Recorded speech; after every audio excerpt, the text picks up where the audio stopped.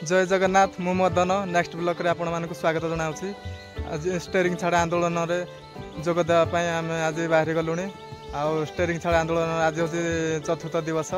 तो अब आम आउटे बाहरी आम बाहरी किना आसीगलुणी। देखिपारे पहाड़ जगह जंगल जगह अच्छी।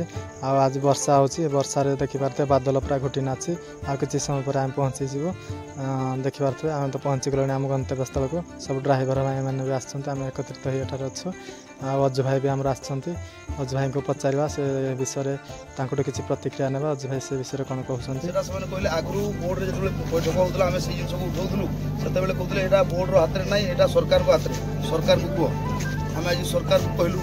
सेकेंड कथा हूँ भत्ता कथा जो ड्राइवर मान 60 वर्ष पर भत्ता तार भी कहते सरकार को पाखे बड़ी कर से कहे आम कर।